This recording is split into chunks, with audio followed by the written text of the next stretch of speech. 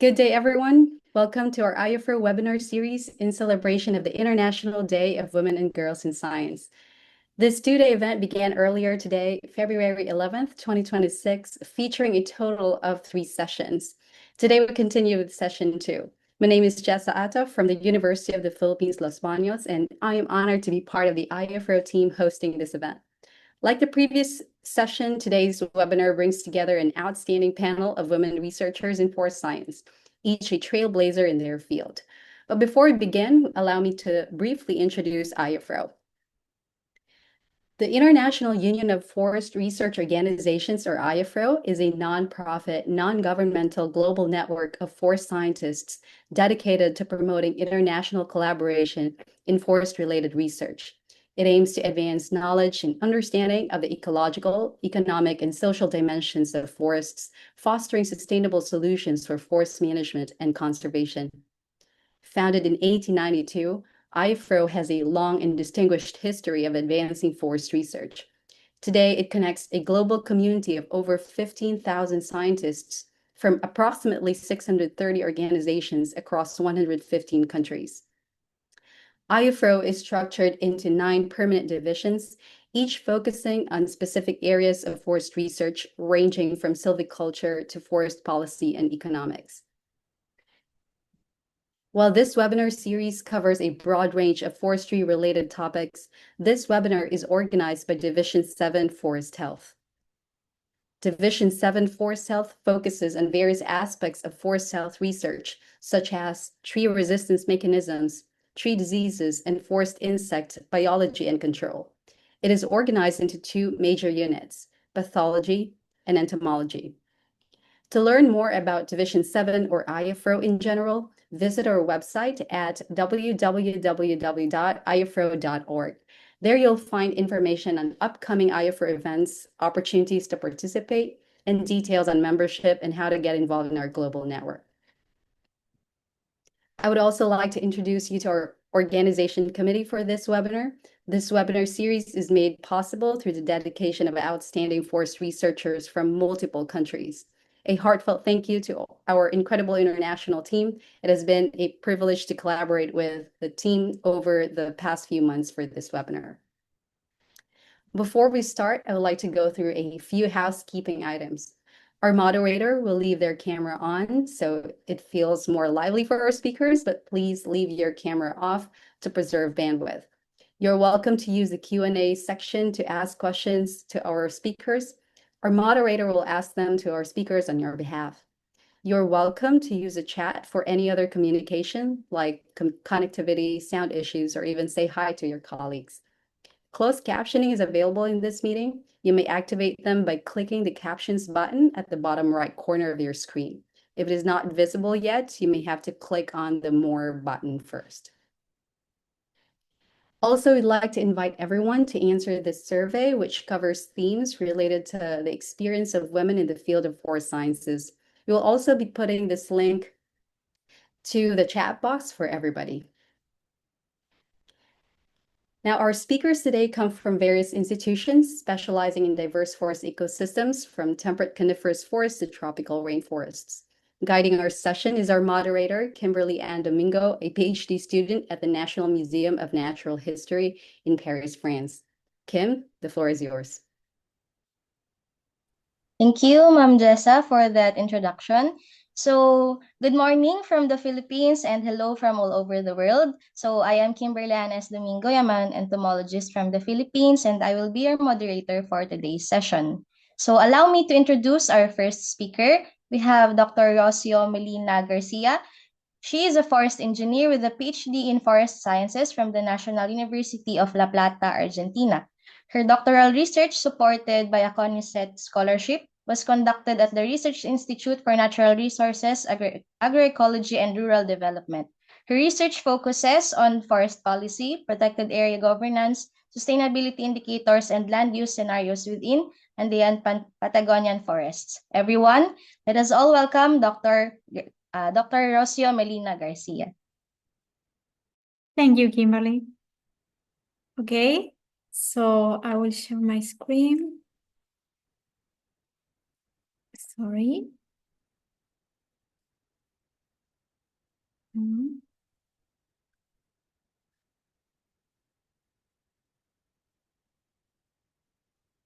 Okay. Tell me if it is okay. Yes, we can see your presentation. Perfect. Thank you. Okay. So welcome everybody. Thank you for the invitation. I'm here also to represent for Getty, which is part of a task force within IUFRO. And I will speak about it at the end of the presentation, but for now I will present part of my PhD research that I developed in the Patagonian forest.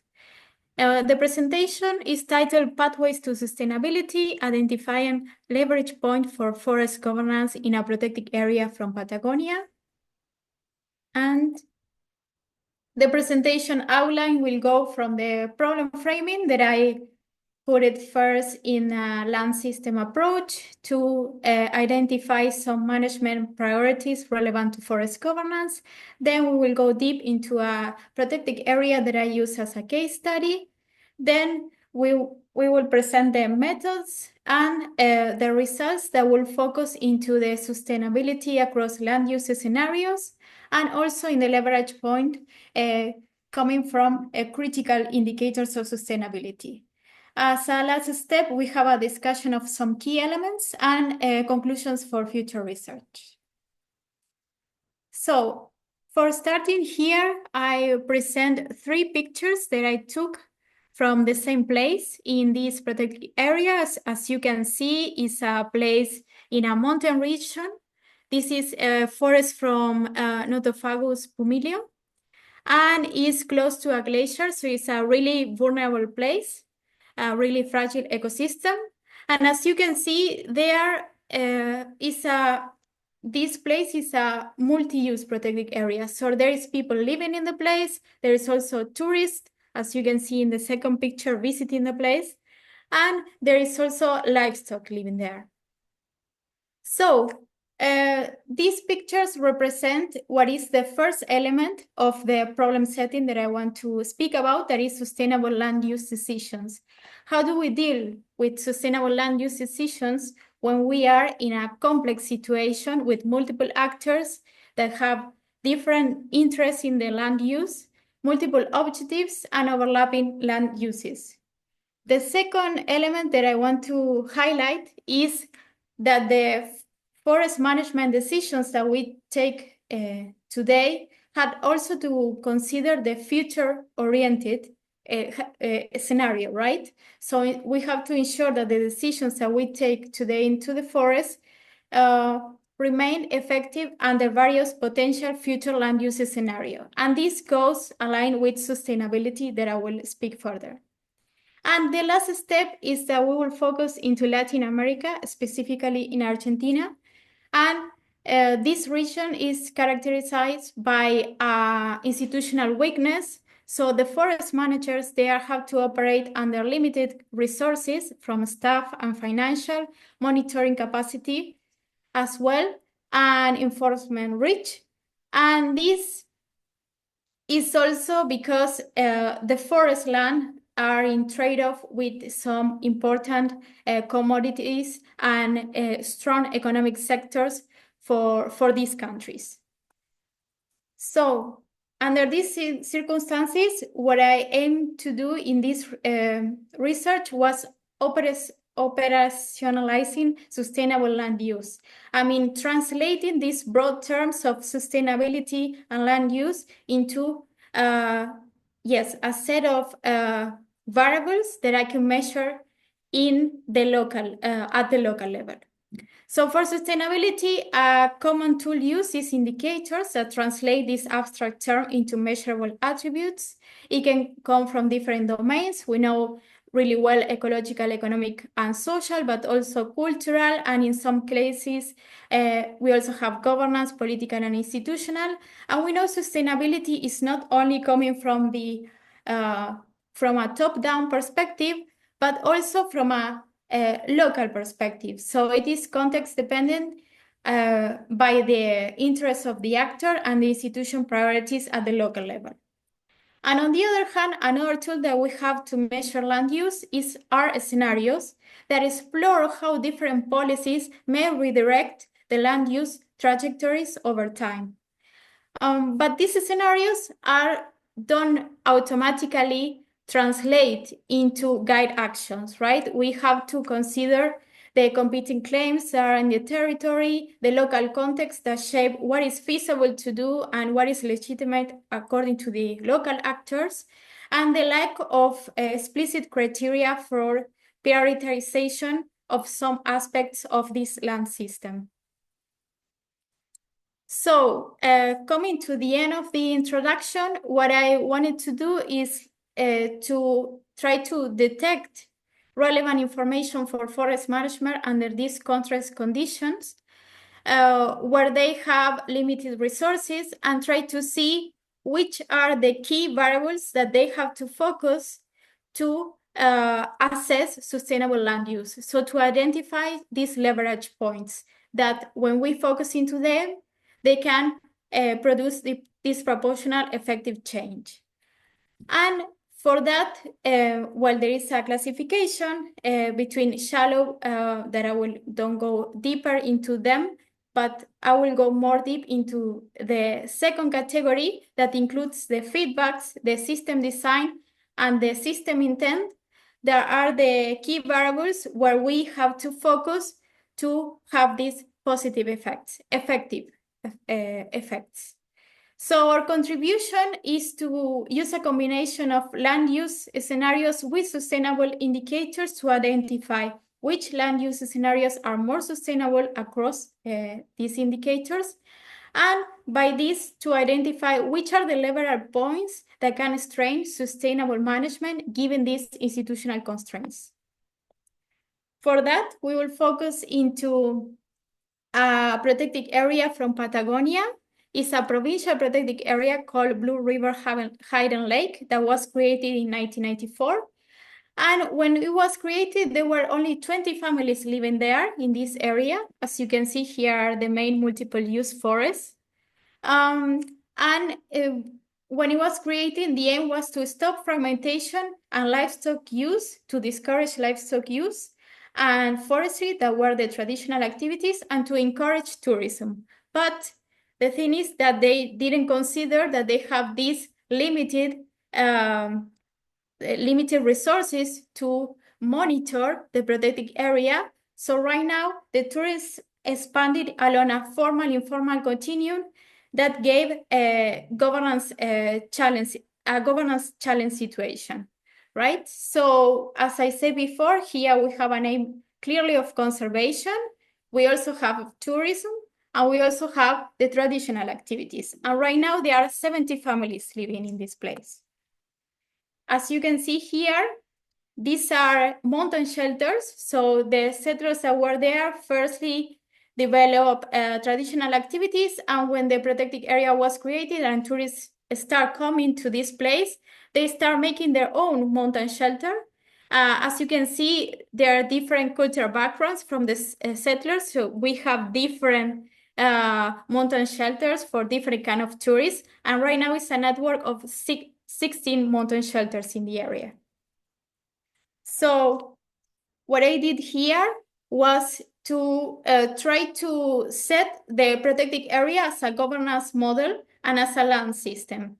And for that, I will only focus in the last part, but just briefly to say that I characterize the actors as the elements of the system, the links between the actors and the land use as the linkages of the system, and the institutional political institutional framework as the environment that they move on. Then I characterize the scales of the systems on land use and land cover.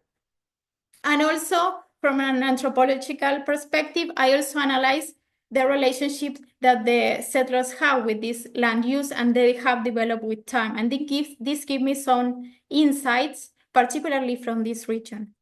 But right now I will focus into the last part, where I first translate all the previous information into a set of indicators of sustainability So I had 38 sustainability indicators in 5 dimensions: ecological, economic, productive, social, cultural, and political, that I developed from 2 perspectives. First, a bottom-up pressure state response model that gives me the local priorities of the actors involved.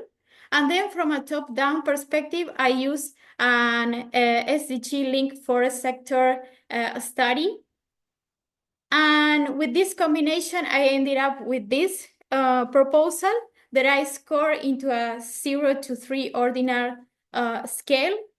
And for each indicator, I apply verifiers specifically, so the one that monitors then can go there and see from where to get the information. And this comes from interview to actors, surveys to tourists. We also made land cover digitalization, public documents from the administrations, and forest plots. Then we made a description of the main land use scenarios as alternative policies in a 10 years horizon. So we clearly consider a conservation scenario. For tourism, we developed 2. We made one of formal tourism, where we regulate the amount of tourism enter, the activities that they develop, and so on. Then we made another one of informal tourism that is more related to the current situation. Then we also include the traditional activities, forest use and livestock use, in a more sustainable way according to some laws that are regulating the place. And then the last one is the urban development. We consider the cities around the area as a model of how it will develop if the protected area didn't exist. We assess for each scenario, then we translate the indicators of sustainability in each scenario, and we score them from 0 to 3. And with that, we get an overall sustainability for each scenario and for each dimension. And we then made a multivariate comparison to detect a subset of indicators that we translate into leverage point according to the classification that I already made. So from the current situation and the results that we got from the indicators, we could see here that organizing the information, wildfires, and the inclusive decision makers were critical point of this system. And after we did that, 2 years after, we got a forest fire that was in this specific protected area. So this is an example of how to organize the information. We can detect the critical points according to the local actors, including their voices. And then what we made was to translate all these indicators, as I said, in a score 0 to 3. And we assess the sustainability. So we can see, for example, that formal tourism is more aligned with conservation scenario, and the informal tourism is more related to the urban development. And with these results that we had from this indicator cross-scenario comparison, we could make a multivariate analysis to detect a fewer subset of indicators to focus on. So from 38, we went to 15. And when we got this, we characterized them in parallel with the leverage points. So we could say, okay, so the ecological condition and risk of this area is clearly aligned with the tourism pressure, because most of the indicators had to be with tourism pressure that is related to the economic structure of the area in this moment. But we also could analyze that there is a pressure amplifier given by the accessibility of the area and the difficulty of access to the area for monitor and the infrastructure. And as a last one, we also saw the institutional and administration capacity as a key variable that has to be with the system intent and with the rules and power relation set that can clearly make a difference in the governance of the protected area. So into the discussion, we consider what drives sustainability land use outcomes in this specific protected area. We could see that the hybrid indicator design could capture the local sustainability priorities that we could see, and after we saw it with the wildfires, and the information in limitations that are associated with the informality that exists in the economic sector.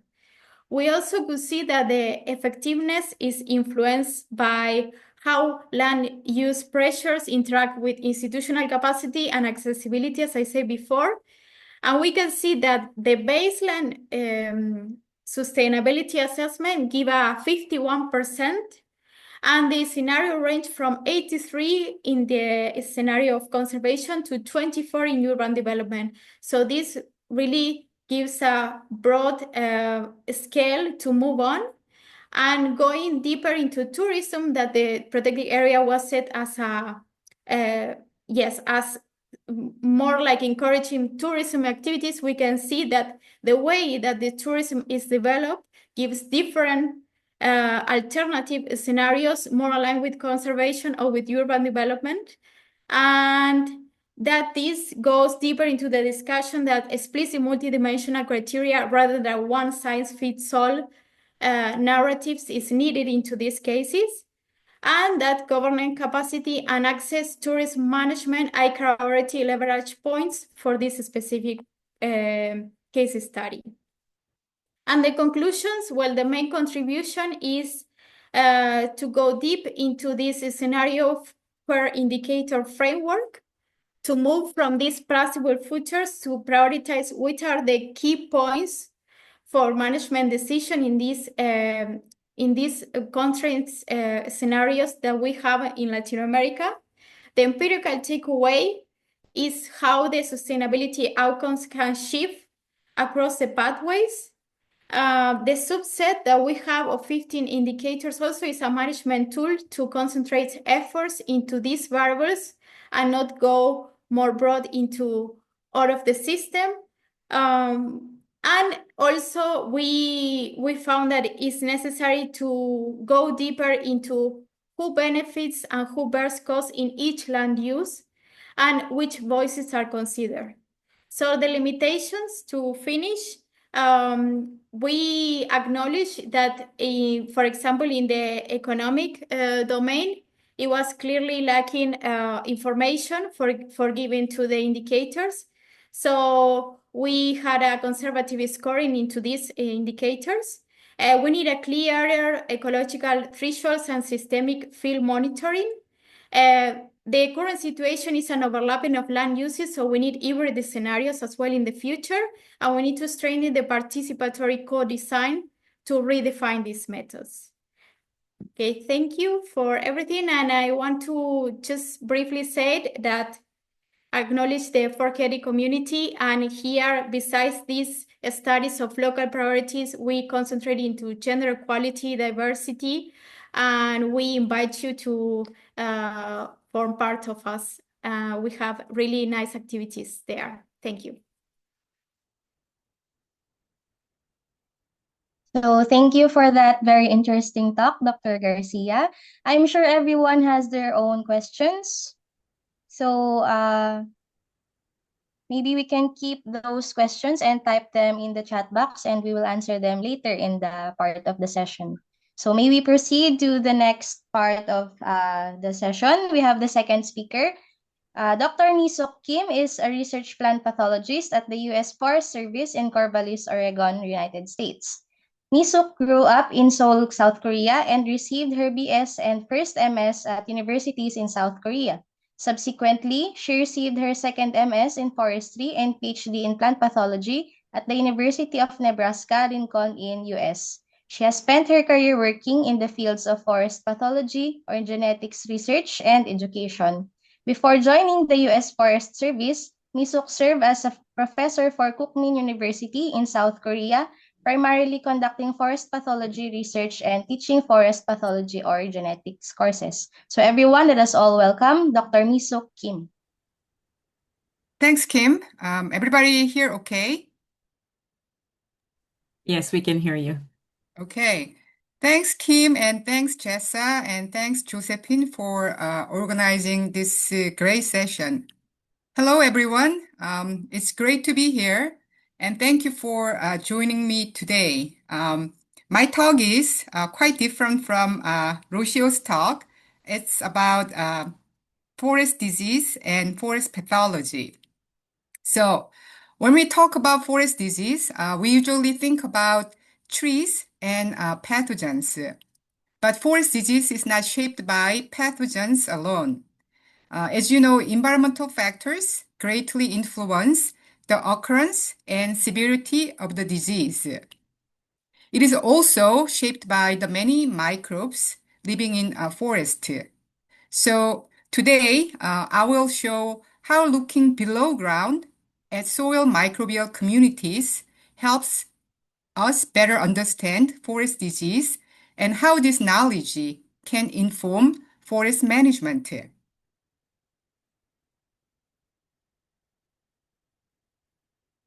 As Kim introduced, I'm a research plant pathologist with the U.S. Department of Agriculture Forest Service in Corvallis, Oregon. You can see the United States, Canada, and Mexico on this map. The state of Oregon is located between states of California down south and Washington in north. The city of Corvallis, where my laboratory located in Oregon, is relatively close to the Pacific Ocean. It is also home to Oregon State University. We have a great forestry school here. You are all welcome to contact me if you have a chance to visit Corvallis. I've worked here for about 8 years since 2018.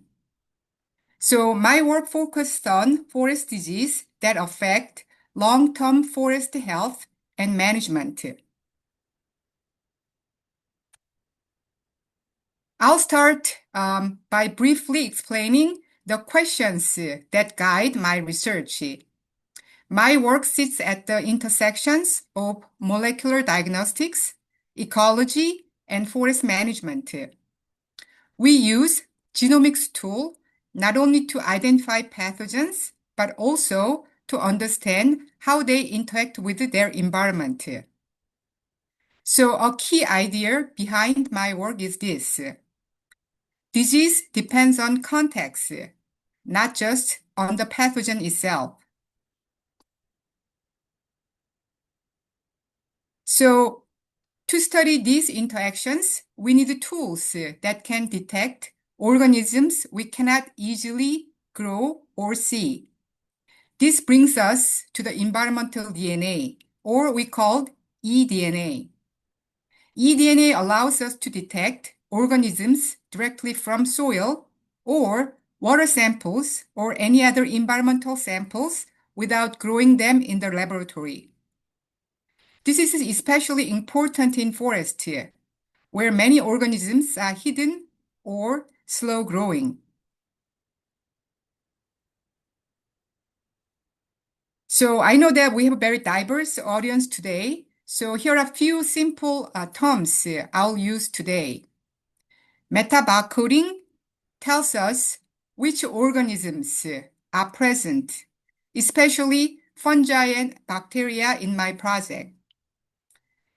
Metagenomics tells us which genes are present. And bioinformatics helps us analyze very large DNA sequencing datasets. When I say microbiome, I mean the entire microbial community, not just pathogens.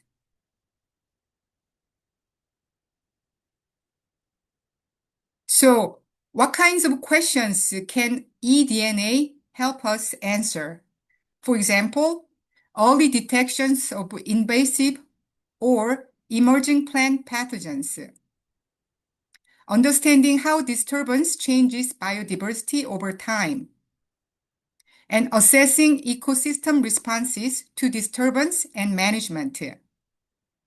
These tools work well across large areas and long time periods, which is very important in forest ecosystems.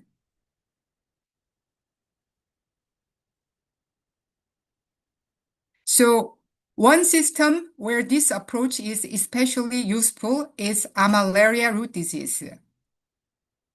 This disease is widespread globally and long-lasting impact, mostly negatively, and highly variable in severity from place to place. So this variation suggests that factors beyond the pathogen itself are influencing disease outcomes.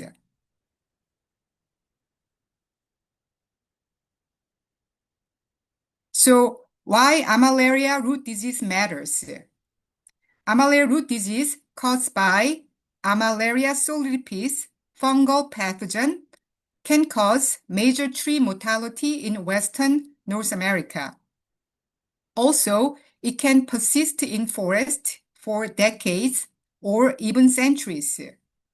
Because of that, management options are very limited. So we asked a different kind of question here. Do forests already contain natural defenses that reduce disease?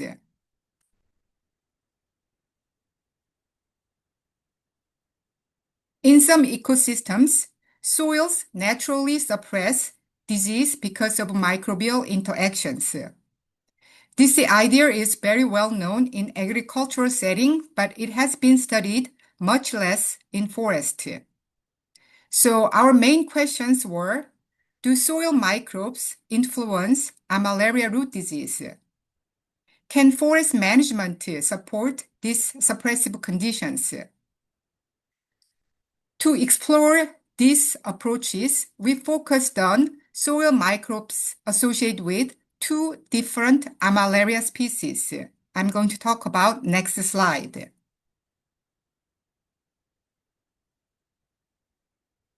We compared soil microbiome communities associated with two different Armillaria species.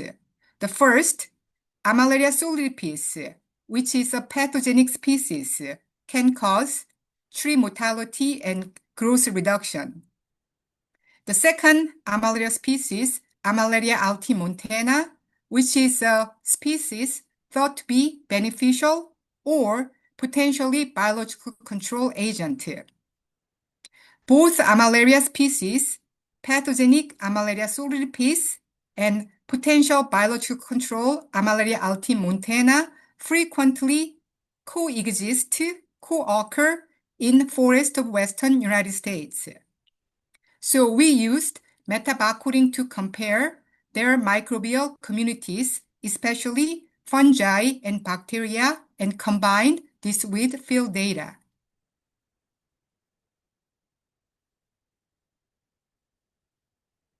So metabarcoding revealed strong differences in community composition between Armillaria solidipes, which is a virulent pathogen, and Armillaria altimontana, which is a potential biological control agent. On the left, over 6,600 bacterial taxa were detected, and more than 5,600 were found only with Armillaria altimontana, which is potentially biological control agent. On your right, over 2,800 fungal taxa were detected, and more than 2,200 were found only with Armillaria altimontana. Please note that at this particular site, we found only a few microsites with Armillaria solidipes, which is a pathogenic species, which may explain some of the disparity in microbial taxa associated with each Armillaria species. Distinct bacterial communities were associated with each Armillaria species. Some bacteria known to suppress plant disease, such as Pseudomonas bacteria, were more common with Armillaria altimontana, which is a potential biological control agent. Other bacterial groups, such as Enterobacteriaceae, were more common with Armillaria solidipes, which is a virulent pathogen. Importantly, this is not about one single beneficial microbe. It is about the structure of the entire community. We saw similar patterns in fungi. On the lower right, 3 families of ectomycorrhizal fungi, Suliciaceae, Rhizopogonaceae, Athyllicaceae. These ectomycorrhizal fungi were more abundant with Armillaria altimontana, which is a potential biological control agent. These ectomycorrhizal fungi form beneficial partnership with the tree roots, helping tree growth and resist disease.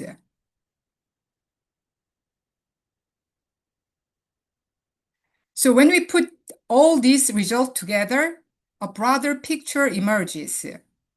Soils with Armillaria altimontana tend to have more Pseudomonas bacteria, known disease suppressors, and more ectomycorrhizal fungi, which support tree health. These organisms likely coexist for a long time. Surely, environmental conditions can shift this balance, and microbial community probably plays an important role in this balance. More studies are needed to identify what environmental factors favor Armillaria altimontana and beneficial microbes.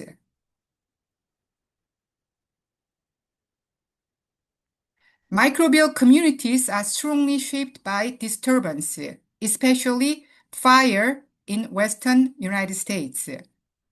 A few years ago, we studied the influence of burn severity on soil microbial communities associated with Armillaria root disease in northern Idaho, United States. We compared unburned areas on your right and lower severity burns where trees survived in the middle picture, and high severity burns where trees were killed on your right, the picture. All sites contained mature conifers such as western white pine, Pinus monticola, and Douglas fir, Pseudotsuga menziae, and both Armillaria species, Armillaria solidipes, virulent pathogen, and Armillaria altimontana, potentially biological control agent. Again, both Armillaria species frequently co-occur in the forest of Western United States.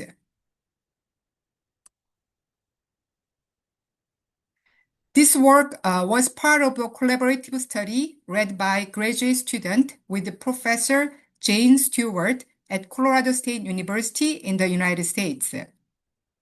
They found that fire severity strongly altered both bacterial and fungal communities, including Armillaria species.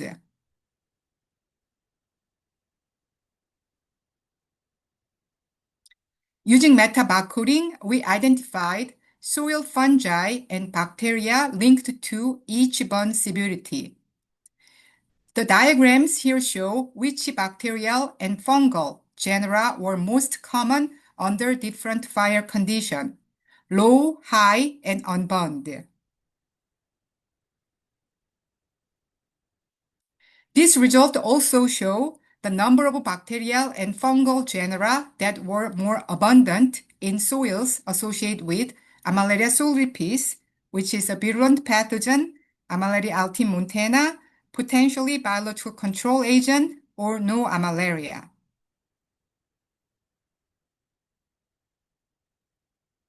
So overall, high severity fire was linked to more Armillaria solidipes, which is a virulent pathogen and its associated microbes. And low severity fire was linked to more Armillaria altimontana, which is a potential biological control agent and beneficial fungi. This is important. It suggests that controlled low severity burns could help promote beneficial microbes and disease suppression. Also, in areas where the burn was more severe, you could replant with trees that are more resistant to the pathogen Armillaria solidipes.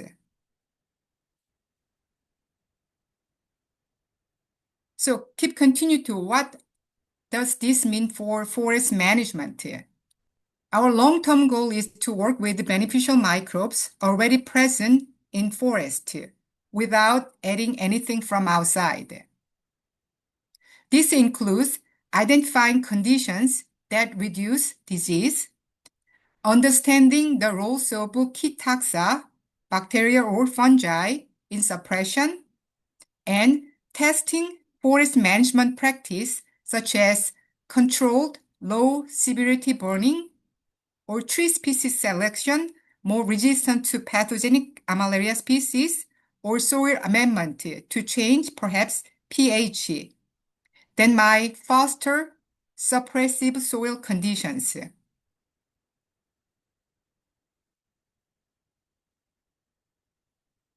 So altogether, to summarize, forest disease is shaped by microbial communities in addition to other biotic and abiotic environmental factors. Mammalia altimuntana and its microbial partners may reduce disease severity. So we conclude that combining genomics and ecology opens new novel management opportunities to control Mammalia root disease and other forest disease. Surely, we need to recognize limitations and challenges of eDNA. eDNA has constraints related to sampling and interpretation. So understanding this limits improve the science. So this is a growing toolkit, but it's not a final solution. We should remember that. I'd like to thank all my collaborators, students, and partners who made this work possible. Thank you very much for your attention, and I'd be happy to answer any questions. Again, you guys are all welcome if you have a chance to stop by or visit Corvallis, Oregon. And for students, we have a world-renowned great forestry school here in Oregon State University, located in Corvallis, Oregon. Thank you. Thank you, Dr. Kim, for that very interesting scientific presentation. So it's interesting to know that there are two the same genera that can coexist in two different ecosystem functions. So we will definitely visit once we have the opportunity at your university. So thank you for that. And allow me to introduce our next speaker. So we have Dr. Sheryl A. She is a professor and former director of the Institute of Feed Science, Plant Pathology, and Entomology in the College of Agriculture and Food Science, University of the Philippines, Los Baños. Currently, she is the director of the UP Professional School for Agriculture and the Environment, UPPSAE, and the curator of Weevils and Hoppers at the UPLB Museum of Natural History. Dr. Yap teaches agriculture and entomology-related courses. Her research interests include entomology, taxonomy and systematics, pest management, and conservation biology. So let us all welcome Dr. Sheryl A. Good morning, everyone.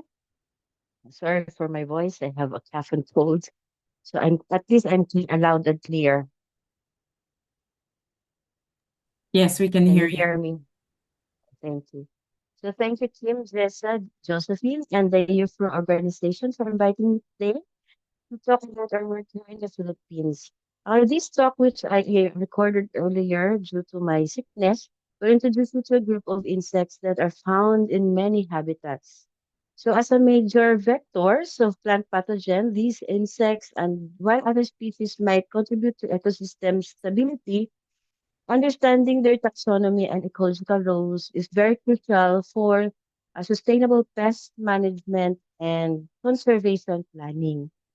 And our project actually, our study will also want to know and how many species feed on crops and whether they influence crop health and productivity, and how many species actually are forest dependent species. Furthermore, the stock will given the higher rate of the natural habitat destruction, we want to know if these forest-dependent species will adapt to the new environment, especially in agriculture. It means from forests, these species will go to agricultural lands. So, and if ever they will become invasive species. So with these questions, actually, I want to introduce you to the diversity of Auchenorrhyncha in the Philippines. Kim, Jessa, will you please play the video as I cannot talk very long due to a cough and cold. Thank you very much.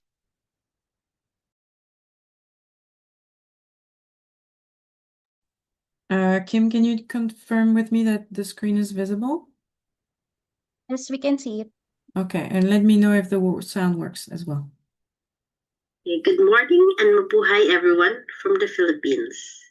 So I'll be talking about the diversity of Auchenorrhyncha, also known as true hoppers here in the country.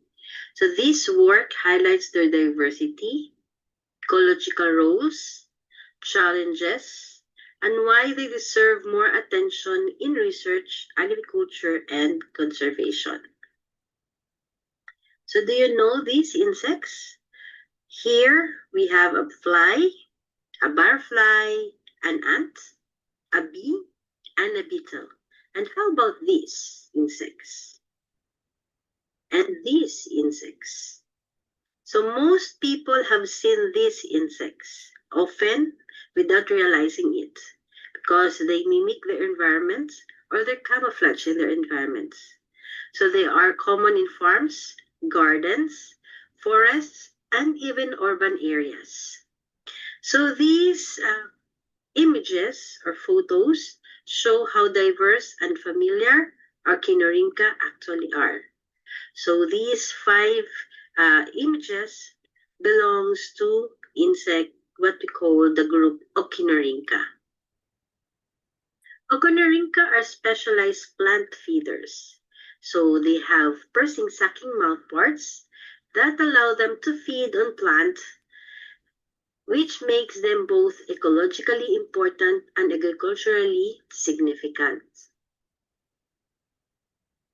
So their name refers to their strong hind legs, which are adapted for jumping. So this is why they're commonly called hoppers. So this ability helps them escape predators and move efficiently among host plants. Many species are economically and ecologically important. Some are pests, some are disease vectors, and others play key roles in food webs and ecosystem functioning. Here we see the general body plan of an Auchenorrhyncha. It has a wedge-shaped bodies, strong hind legs, and mouth parts adapted for sap feeding. So these traits unify a very diverse group of insects. Auchenorrhyncha is divided into 2 major lineages, the Cicadomorpha and Fulguromorpha. These include well-known groups such as cicadas, leaf hoppers, plant hoppers, and tree hoppers. So this slide actually I will introduce to you the major hopper groups that we encounter here in the Philippines. So we have the leaf hoppers, plant hoppers, tree hoppers, cicadas, and spittlebugs. So first we have the leaf hoppers. So they are small, slender, and very abundant. They often have very colorful patterns and a row of spines on their hind legs. So many of these species actually are very important crop pests and disease vectors. Plant hoppers, on the other hand, often have waxy secretions and include some of the most economically important species, particularly in rice and other crops. Tree hoppers are known for their bizarre shapes and thorn-like forms. So these structures are thought to function in camouflage and defense. Cicadas are loud and iconic insects, especially during Philippine summers. So their songs are produced by males and play a role in mating. Spittle-bugs are recognized by the frothy spittle mass produced by their nymphs. So this foam protects them from predators and desiccation. Auchenorrhyncha occur worldwide, except in Antarctica, with the highest diversity in tropical and subtropical regions. So their distribution is influenced by climate, vegetation, and habitat structure. The Philippines host a rich but understudied hopper fauna. They occur in croplands, orchards, forests, and wetlands, with many species restricted to a specific islands or elevations. Of more than 1,100 known Philippine species, there are over 60% or 60% are endemic. This highlights both our biodiversity richness and our responsibility for conservation. These succeeding two slides says how widespread yet partially studied Auchenorrhyncha are across the archipelago, especially in montane and forested areas. Families with high numbers of known species are the most studied or well studied. Auchenorrhyncha are key components of food webs. As plant feeders, they influence vegetation dynamics and provide food for predators and parasitoids. They can also be serious pests and disease vectors, but they can also serve as bioindicators of habitat quality and environmental change. So researchers use a combination of field methods such as net sweeping, light trapping, when they want to study these insects.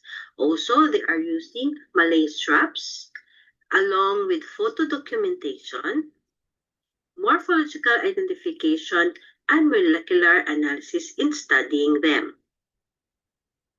Despite their importance, Auchenorrhyncha actually remain understudied here in the Philippines. So there are major gaps, especially in taxonomy, distribution data, and ecological knowledge, such as host plants. So I would like to highlight here Filipino researchers working on different hopper families, which I also include our students. So building local expertise is actually very essential for sustained research and monitoring, and also describing and discovering new species, especially for this group, Auchenorrhyncha. The Philippines, as we all know, is a global biodiversity hotspot, likely harbors far more Auchenorrhyncha diversity than currently documented, with underreporting driven by limited surveys and taxonomic capacity rather than true absence. So recent forest collections reveal many undescribed endemic species with potentially important ecological or vector roles, underscoring the urgent need to strengthen both morphological and molecular documentation to prevent gaps in monitoring and disease preparedness. So the forest taxa encroaching croplands. So also these will also include a challenge in the Philippines. So because deforestation and agricultural expansion are driving forest-associated hoppers into croplands, creating new unpredictable ecological interactions. So this forest-farm interface becomes a hotspot for disease emergence, as species may introduce novel pathogens. They might shift feeding behavior, or they can shift feeding behavior or adapt to crop host, underscoring the need for landscape level monitoring that includes forest edges and adjacent habitats. Climate change also is one of the challenges because it amplifies pest and disease risks by accelerating hopper development, increasing fecundity, and shortening pathogen incubation, while altered rainfall and extreme events drive dispersal and crop stress. Combined with land use change and the disrupted natural controls, these dynamics highlight the need for predictive, climate-informed pest monitoring programs. Also, a key challenge is the lack of up-to-date taxonomic and ecological expertise among practitioners. That's why, as much as we are trying to convince our students to study and be a taxonomist. So and because of this, of the lack of expertise, there is misidentification and poorly aligned IPM strategies. Also, there are limited access to molecular tools and advanced training that further constrains surveillance. Also, there is a need for a national scale capacity strengthening in initiatives. So here, I would like to introduce to you with our current research, Taxon Auchenorrhyncha. So this stands for Taxonomic Assessment and Exploration of Native True Hoppers. So it is a national initiative aimed at linking taxonomy with conservation and agriculture. So this, we called it Taxon Auchenorrhyncha Initiative. So this initiative addresses key gaps by strengthening pest identification and early warning systems, advancing biodiversity documentation across habitats, and enriching national knowledge on taxonomy, phylogenetics, and ecology. So by linking research directly to policy, extension, and climate-smart agriculture, this initiative, the Taxon, helps improve how insect-driven crop health risks are detected and managed. So traditional taxonomy alone is insufficient for morphologically similar or cryptic species. Therefore, this Taxon initiative integrate taxonomy in our study. So this Taxon uses an integrative approach, combining morphology, molecular barcoding, and ecology to improve species identification, species delimitation. It will also reveal hidden diversity and provide accurate identifications that is very essential for effective surveillance and pest management. So our methods actually shows like this. So the pipeline starts with field surveys, collecting hoppers, host plants, and natural enemies, followed by morphological identification and molecular barcoding. We also include endosymbiont screening, vector and host association studies, and integrated bioinformatics, then generate distribution maps and risk profiles that directly inform IPM and agricultural planning. So integrative taxonomy strengthens IPM, especially in its applications. This is because it improves species and vector identification, enabling targeted management and proactive surveillance. It also have biodiversity-informed and climate-smart strategies that are more effective when grounded in accurate species level data. So in terms of policy alignment, the taxon outputs directly support national pest monitoring, diagnostics, and quarantine systems, strengthening outbreak response and agri-food resilience under climate change is by linking science to policy. Taxon enables more informed agricultural decision-making at local and national levels. So the initiative aligns with multiple SDGs. SDG 2 through improved crop protection, SDG 12 via reduced pesticide use, 13 through climate-informed surveillance, 15 by strengthening biodiversity research, and 17 through multi-institutional collaboration. So this initiative also builds capacity through hands-on training in morphological identification, molecular diagnostics, and ecological monitoring for local government units, academics, and extension workers. So these efforts strengthen surveillance, biosecurity, and rapid response to invasive pests and emerging diseases. The initiative also introduces innovations such as integrating molecular data with real-time surveillance, predictive models for vector-borne disease spread, and portable DNA-based diagnostics. Together, these advances enhance the speed and responsiveness of agricultural monitoring systems. The taxon will also develop open access databases and mapping tools that integrate genetic species and distribution data, making updated information accessible to farmers, researchers, and policymakers.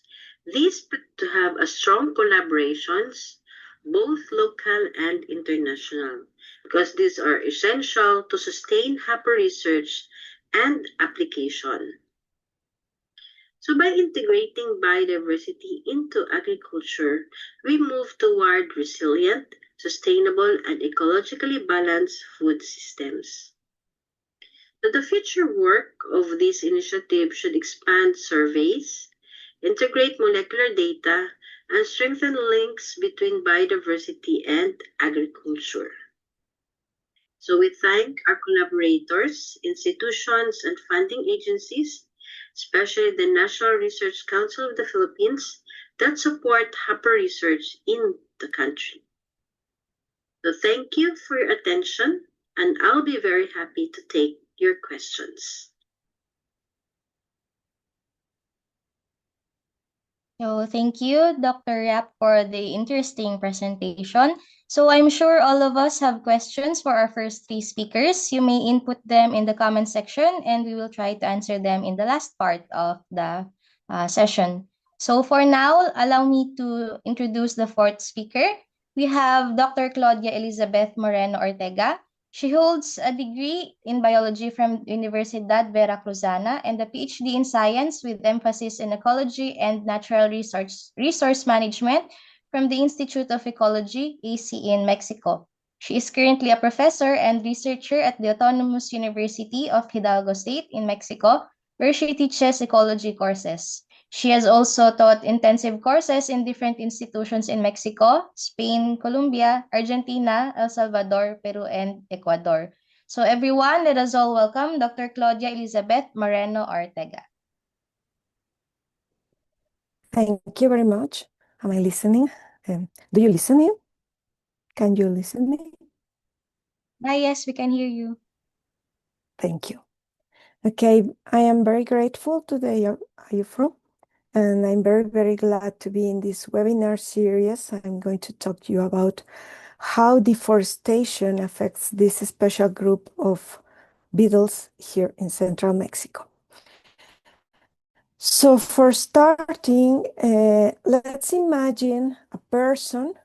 This person, it's in average 1.70 meters height, and he or she has to go from home to the corner store to buy food. And after buying it, here she elaborates a big ball of food that is more than 2 meters wide in diameter. And here she has to pull it and roll it more than 400 meters until home. So let's imagine that this huge achievement is carried out by a very special insect, a group of insects. There are several species that roll these balls. They have evolved to eat on dung produced by mammals, mainly herbivores, but several kinds of mammals.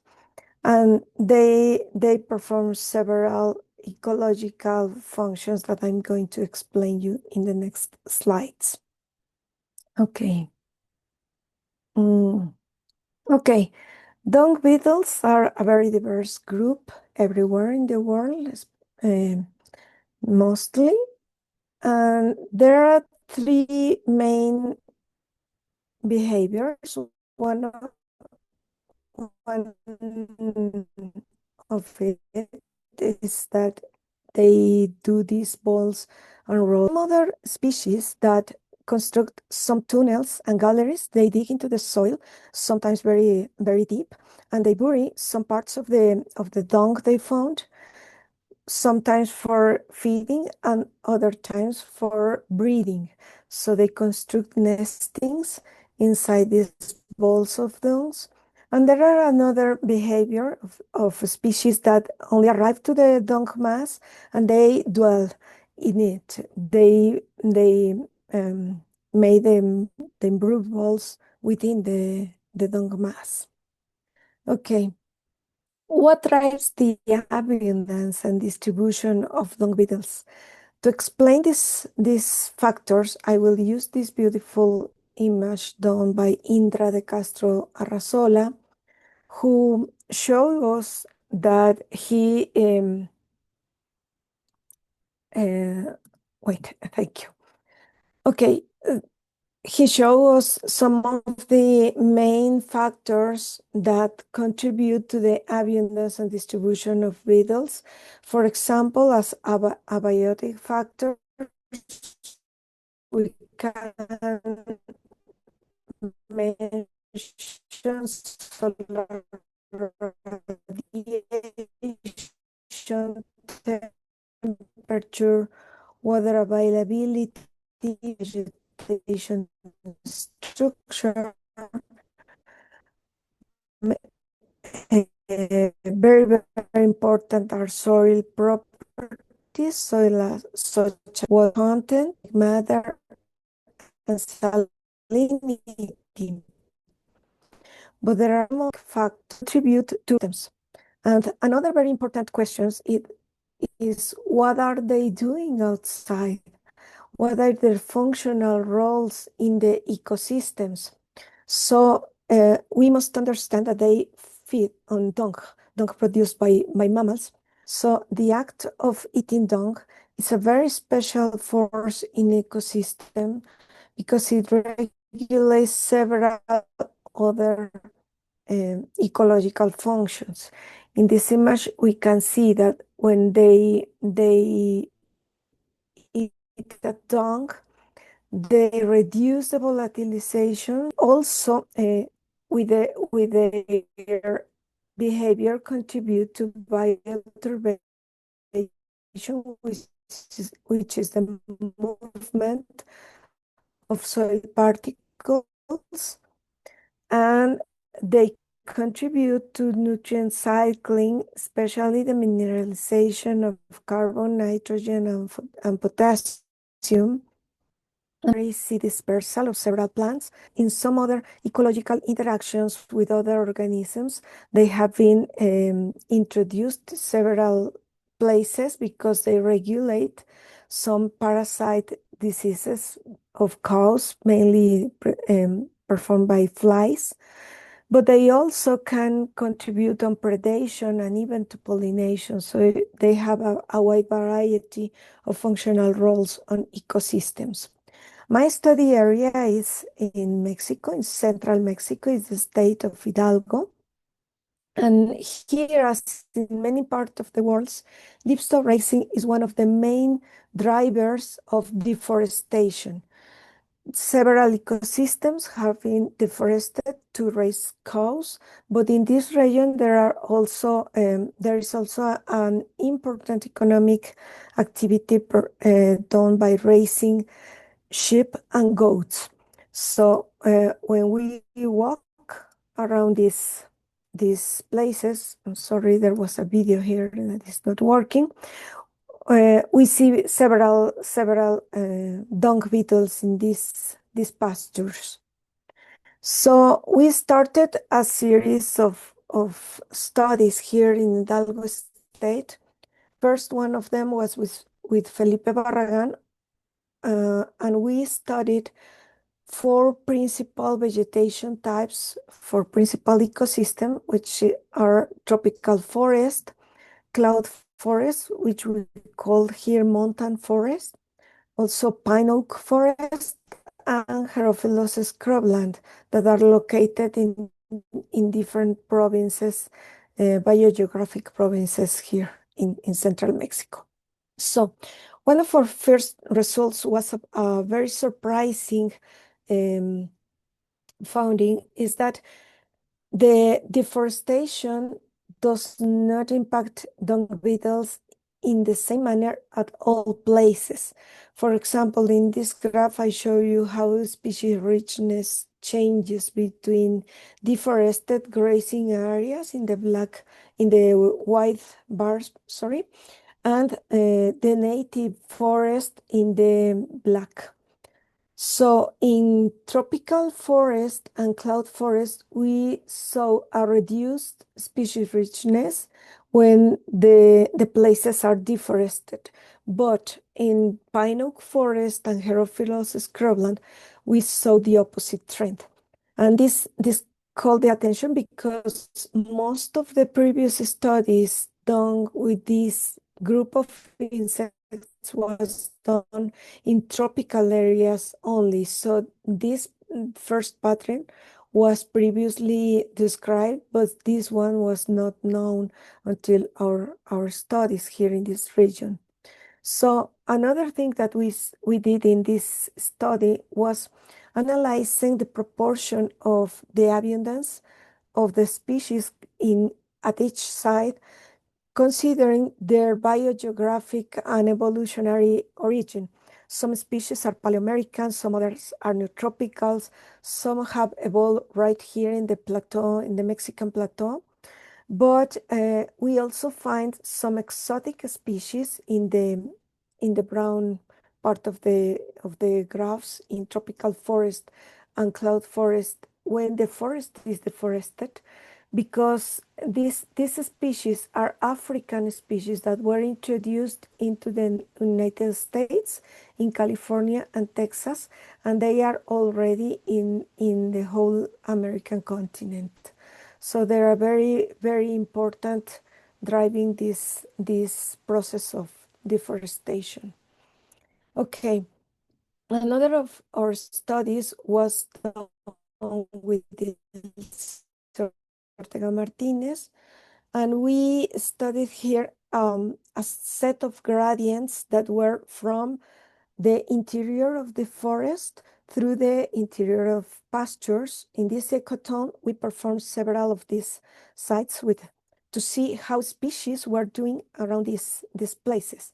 And what we found was that each species reacts in a very particular way. Some species doesn't seem to matter if they are in forest or pasture, but some others are clearly species of forest interiors, and some others are clearly species of with an affinity to open places such as pastures. So in this area with Ilse, we also studied in depth the ecology and natural history of this species, which is called Canton hidalgensis. And this species weighs 1.3 19 grams, but it does these balls of dung that measure 13 millimeters in diameter, and they push it in and pull them in for more than 2 meters in linear distance, but they of course do not move linearly. They go several rounds.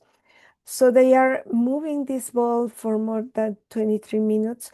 And what we found was when individuals do these balls and roll them are smaller and low, with low weight than when they are made by pairs, a male and a female, because they use these big balls to nesting. And this is the measures that we took to present you the analogy at the beginning of this talk. Another kind of a study that we have done is in field, some experiments in field, where we have placed this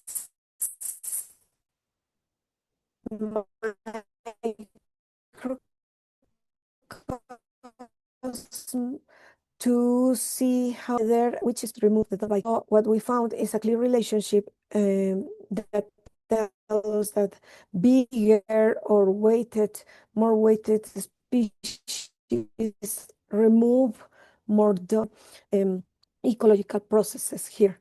And we have continued with Lucero Rios Diaz these studies in this particular system where we don't have cows in these mountains, mountain forests dominated by pinus and oak species, where some natural pastures are grazing areas for sheep herdings that are monitored by their owners in a very familiar system. What we have found here was our previous trend of a reduced abundance, richness, and diversity within the forest, because these forests are highly defaunated. This is because of illegal hunting, and the native herbivores within the forest do not exist anymore. So the herbivores that are providing dung in this system are mainly cattle, sheep, and goats. Some horses also play important roles. So we also had differences in species composition in sites within the forest and outside the forest in the grasslands with cattle. So these are the factors that affect how species richness and composition is at each site. And we have continued with this same system, studying this, took a deep study considering functional traits and functional diversity. So we took into account nesting behavior, which I told you that some species perform these balls, some others just dig on tunnels, and others dwell within the dung mass. We took into account the activity period, diet, because not of them prefer dung as main diet item, but also carcass and some other issues. We also considered their biomass, wing clothing, and other morphological traits related to their movement and how they arrive at places. What we found is that within the forest, inside forest, the assemblage of species is not different from a random pattern, but outside the forest in pastures, we found a biotic filter. This is ecological interactions, maybe competitions, that drive a pattern of limiting similarity among the species that coexist within these pastures outside the forest. We could think that if dung is available all the year in these pastures, that there could not be competition. But what happens is that dung is really a limited resource, because the dung exposes to the sun desiccates very rapidly. So dungs must arrive very, very fast to the dung mass, and they perform several antagonistic behavior when they are looking for their food. More recently, we have done this work considering forest loss and elevation as environmental filters to dung beetle communities. And to do this, we considered an elevation gradients of 30 sites that goes to nearly the sea level to up to 2,500 meters above. So what we found here, studying sites of forest and pastures, was that the response of dung beetles depends on the functional groups that we are studying. For example, for tunneler species,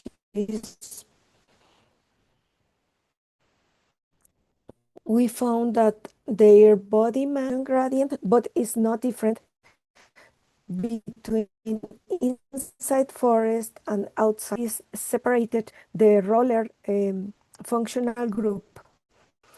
We saw an interaction of elevation and forest loss as drivers of the body mass of this species. So we found bigger species at the lowlands and middlelands than at the highlands. And there is a decrease in their body mass in pasture. So forest loss is associated with a loss of body mass, which we have also seen that this is related to the performance in the ecosystem functions. And we are continued to developing some other studies. For example, we are right now studying how taxonomic and functional beta diversity is changing. So if it is reducing, we talk about homogenization, biotic homogenization, but if it increases, we are talking about biotic differentiation. And we have found that when we do not consider species abundance, but only species richness or functional diversity, functional richness, we are finding biotic homogenization of communities when we lost the forest. However, when we took into account the abundance of species, even taxonomically or functionally, we see an increase in beta diversity. We are so talking about biotic differentiation when the forest is lost. And these are our current research. So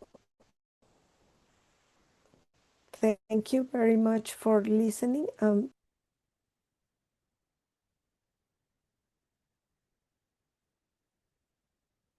Thank you for that very fascinating talk about dung beetles, Dr. Ortega. So for now, may we remind everyone that you can access our survey as shown in the chat box. So may we ask our tech team to send the link again. So for our last speaker, allow me to introduce Dr. María Teresa Pulido Silva. Dr. María Teresa Pulido Silva is a biologist specialized in ethnobotany. Her work has focused on the study of the sustainable use of non-timber forest products through an ecological and ethnobotanical approach. She has conducted research on key palm species essential for human subsistence.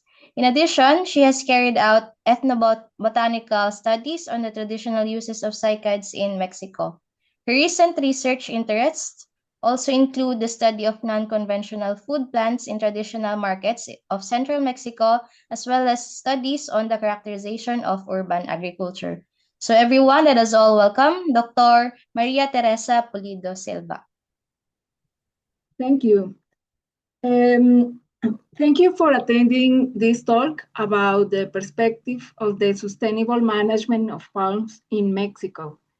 Thank you to Dr. Josephine and IUFRO for this invitation. Well, the Arecacia, or the family of the palms, is one of the most useful plant families for human since immemorial time. And Mexico has one of the most relevant territories to the evolution of this group, and that is caused by the union of two biographic regions, and in Mexico we have also arid and humid environment. The palms diversity in Mexico is very huge, and not only huge, it includes palms in the dry areas and also in wet areas, in the understory, in the canopy, and inside the forest and outside of the forest. We have, for example, climbing plants from palms. Then one important thing is that the forest harbor different types of palms, including particularly Camedoria genus. And in the other side, in Mexico, we have also a big cultural importance to use many things made from palms, including handicraft and roofing and many things. And one question is what happened with industrial uses? And well, the fact is that the family, the palm family, is not very well studied in Mexico. The last national review of this family was made in 1992 by Dr. Quedo, and there is a considerable gap in the uses, in the knowledge of uses, traits, and potentialities.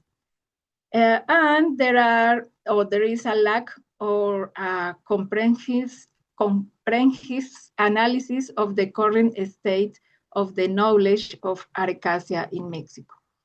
Then my goal in this talk was determine the state of the art in the Mexican palm diversity and analyze their species richness patterns, endemics, uses, and conservation status. Then I'm going to speak about 5 important aspects to highlight.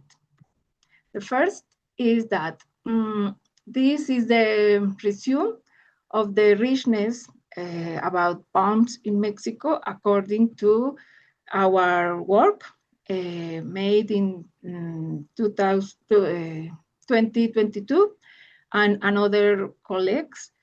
And now we know that Mexico harbor 100 species of palms, and 39 are endemic from the country and include 22 genera. And then the species richness of palms is remarkable, particularly in the Camedoria genus. Well, the second aspect to highlight is about the bouquets, like that, used for Palm Sunday. In many Catholic countries, we use that type of bouquets. And in general, there are a prohibition of the use of bouquet for Palm Sunday. And the question is the use of bouquet a sin or an opportunity? Because probably we have different situations. Then to resolve that, we made a study in Central Mexico with an incredible group of students, colleagues, and we applied the same interview in 28 places of Hidalgo State in Central Mexico. And we found that bouquets are made from different materials, including the palms, particularly Brea dulcis and Sabal mexicana, and also sotol and tritricum. Please remember that name, Brea dulcis, because it's important for the talk. And another result is the commercialization of these bouquets. This map shows the direction of the movement of between the source and the destination of the palm. And we can see that that is very complex. And we can see also that many of the palm comes outside from the Hidalgo state. And it's surprising because this is a place with a very high, very good palm crops, and many palms are imported.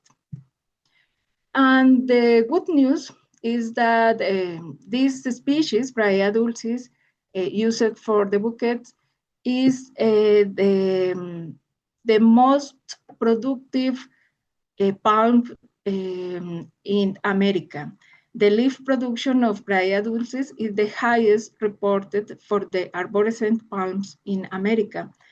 Therefore, it's a good news because it's an example to let the sustainable use of this species using the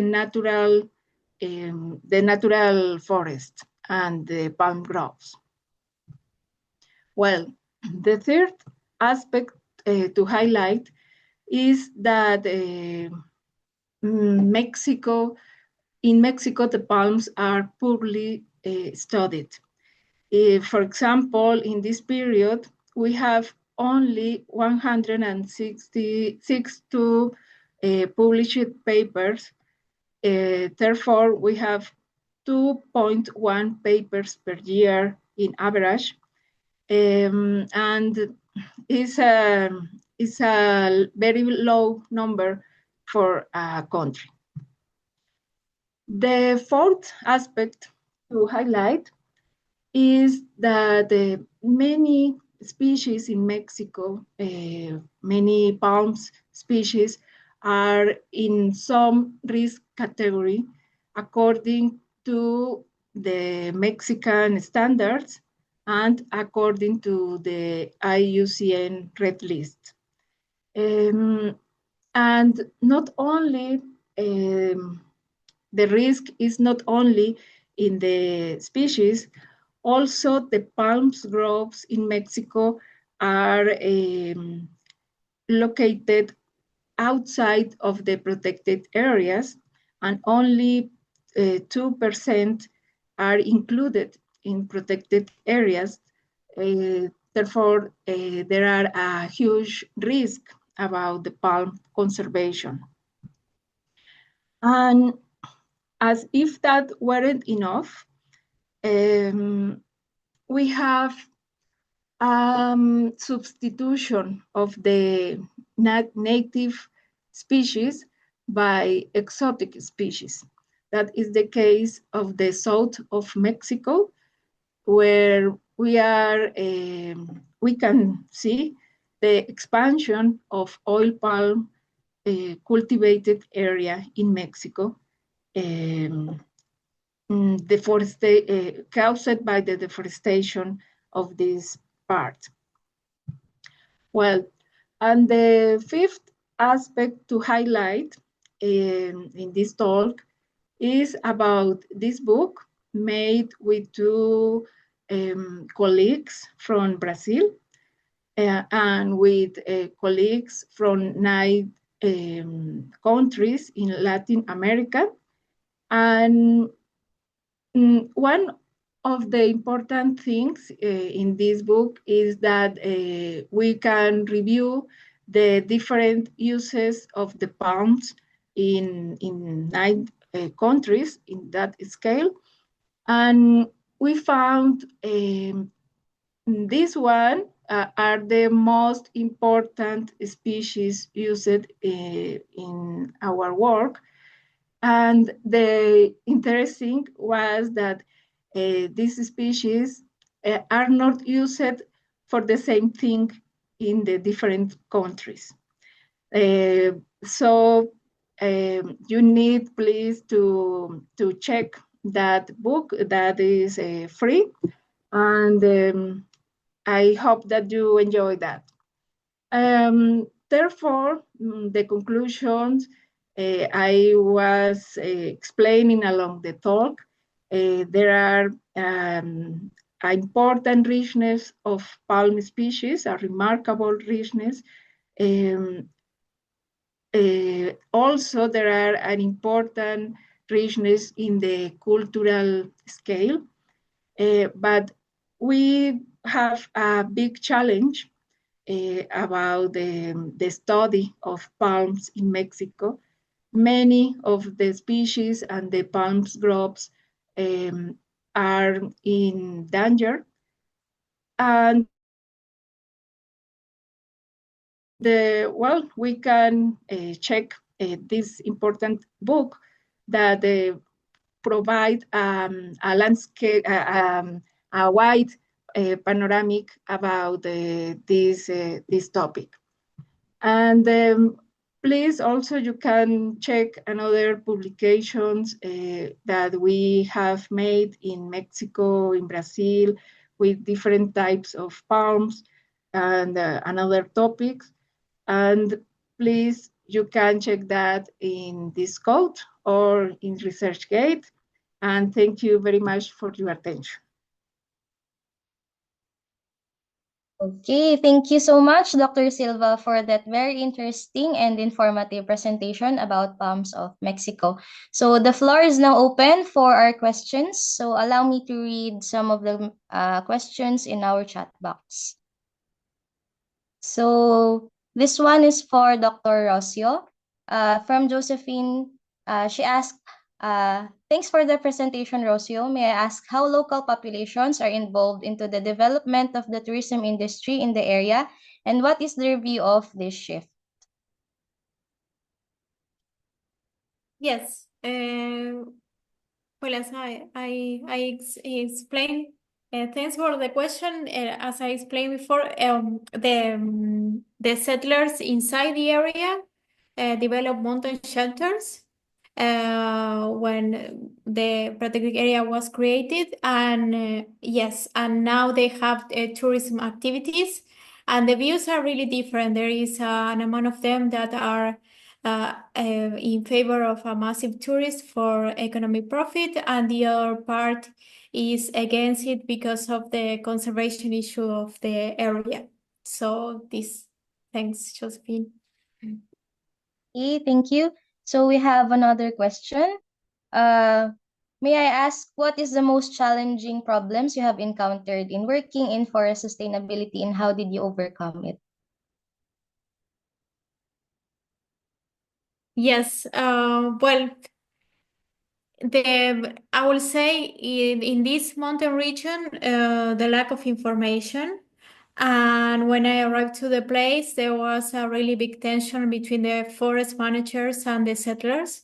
So it was really difficult because I came from a research institution, and and they thought of me as as the government. So it was really hard to break this barrier in the interviews. So this. Okay, thank you. So I guess we'll proceed to the next questions.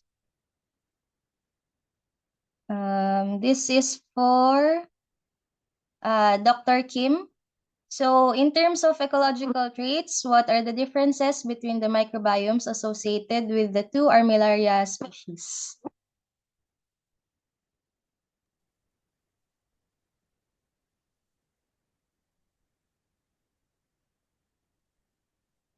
Sorry, my video is not working well.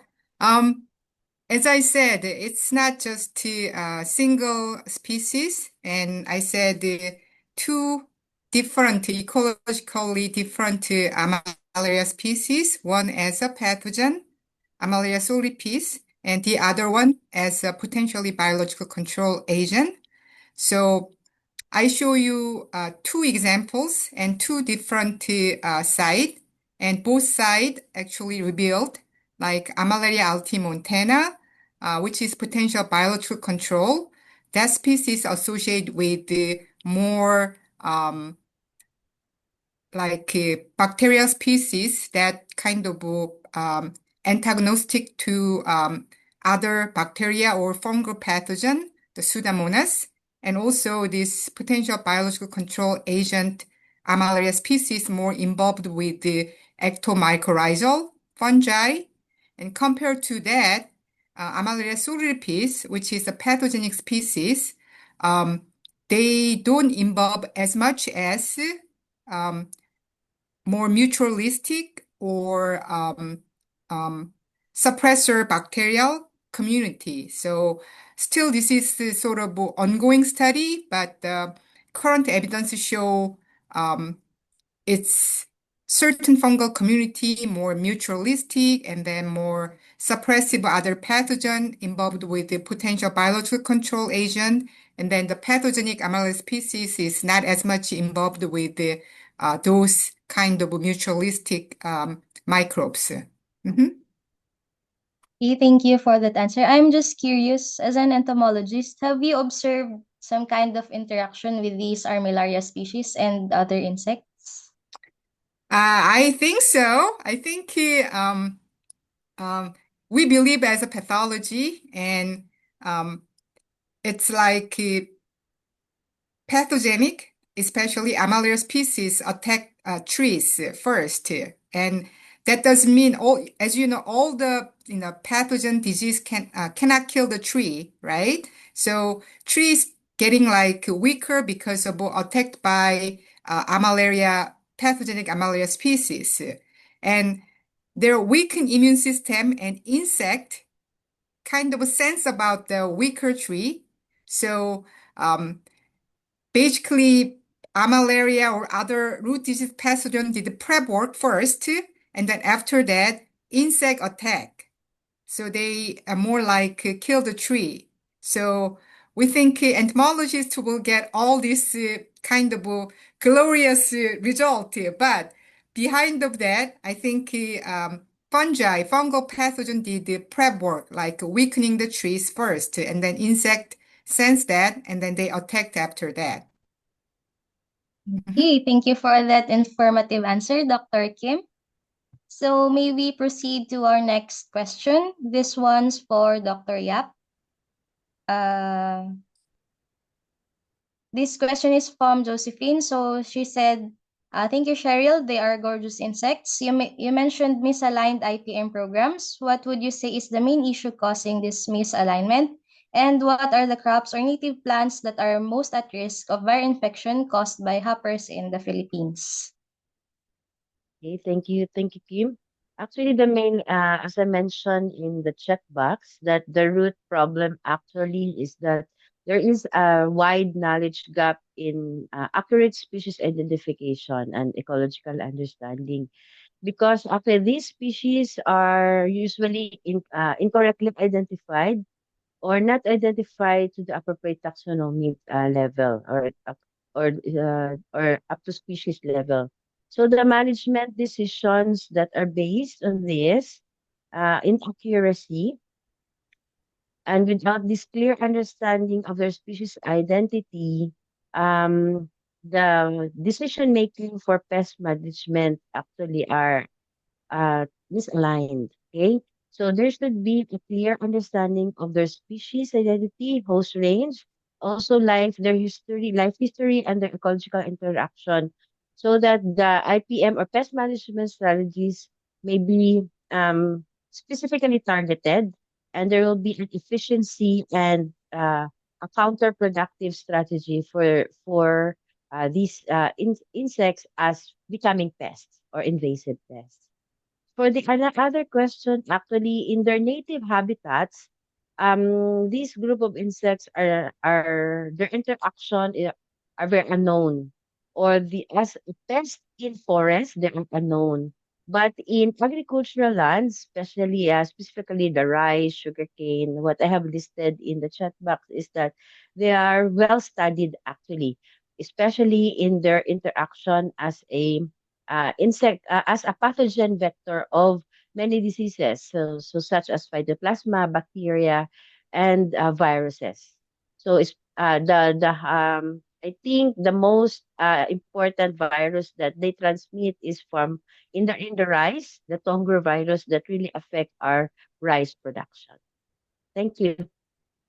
Okay, thank you for that answer. So this question is for Claudia. So thank you for the talk, Claudia. This was fascinating. Does the origin of the dung affect the development of the larvae? And Josephine is also curious about the differences in terms of time of arrival to the dung pile. Is it based on the flight capacity of the species or on their capacity to detect the dung fast? Thank you very much for these questions, and it allows me to say that there are a lot of several issues in the natural history of this group that have not been assessed. So this is one of them. How dung type affects the larvae, we don't know. There have been many experiments on food preference of adults, but we don't have any knowledge about the larvae. What is affecting the larvae is the antibiotics and antiparasitisms given to the cattle, especially the ivermectin parasitoids. So these medicines are affecting the larvae, so they do not eclosionate. So there are several things that we still don't know. But regarding the arrival time, yes, there are several factors that have been studied, including, for example, the thermal biology of fish species, because they depend as ectotherms on the sun. So if dung is fresh very, very early in the morning when it's still very, very cold, they will not arrive early as at the noon. So it depends in very, very broad factors, including species traits, but also on the environment. Okay, thank you. It's interesting to know that there are a lot of factors that could affect the ecological function of these dung beetles. So yes, for our next question, this is for Dr. Silva. Could you tell us more about the use of bouquets and their cultural significance? Secondly, what kind of initiatives already allow or might allow for a more sustainable use of palms in Mexico? Thank you for the question. Well, the palms, the bouquets are used mainly for protection. Not the main reason is not the religion.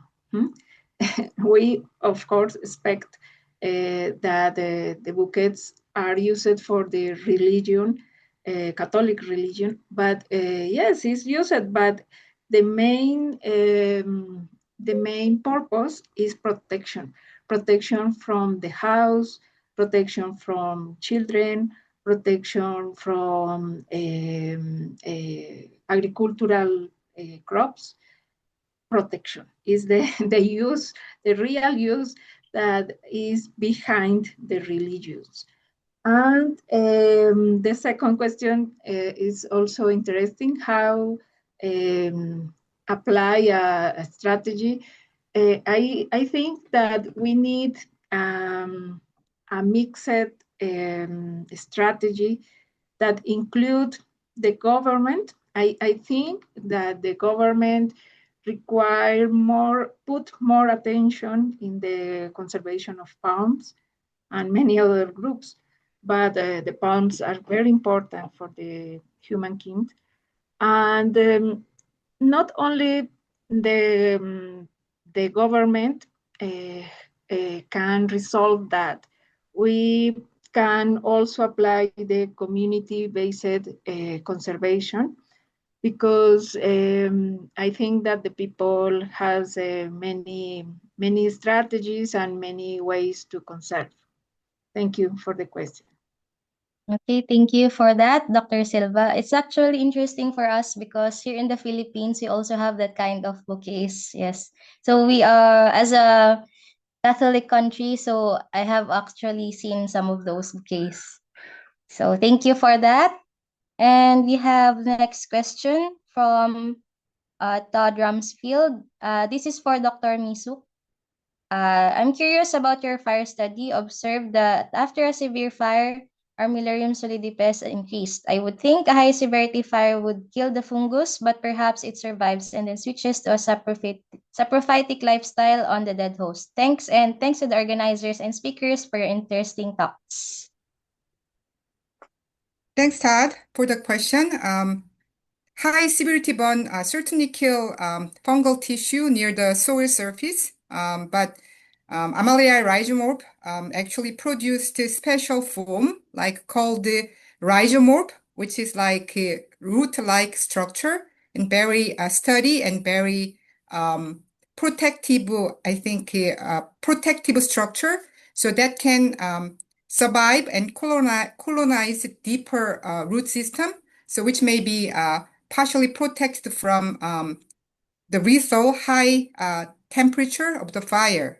And so that's partial of my answer. And also, this pathogenic Amalia species can exist also saprophytic stage. So they can survive in dead tissues, organic substances. So that's another way they can survive too. So yeah, that's another way to survive too. So I have a little bit more detailed answer in the chat box, but that's my short answer.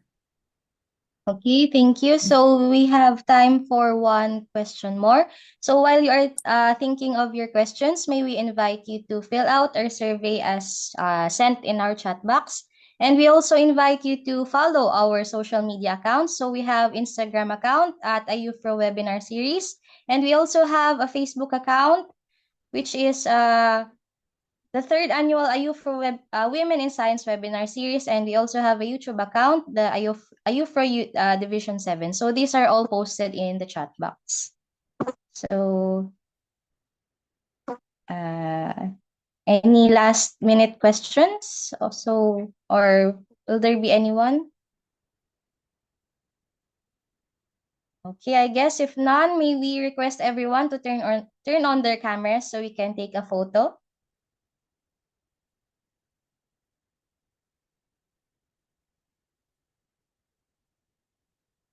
Okay, maybe from the tech team who will be taking our photo.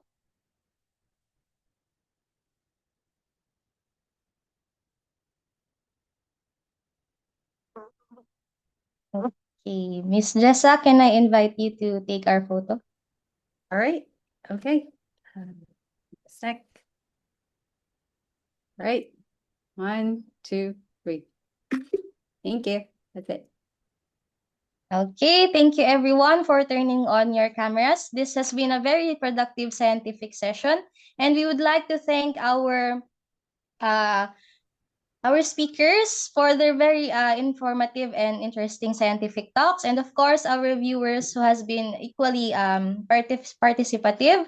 And of course, the organizing committee composed of our equally brilliant scientists. And of course, our tech team for helping us. And of course, to IUFRO for allowing us to have a platform for this kind of events. So with that, in behalf of the organizing committee, we wish everyone a happy International Day of Women and Girls in Science, and stay tuned to our social media accounts for our future activities. Thank you, everyone, and have a good day. Thank you, everyone. Thank you, Kim. Thanks, Thank you, Jessa. everyone. Thank Bye, you. everybody. Thank you Bye. so much. Bye. Bye-bye. Bye. Bye-bye. See you tomorrow. Thank you.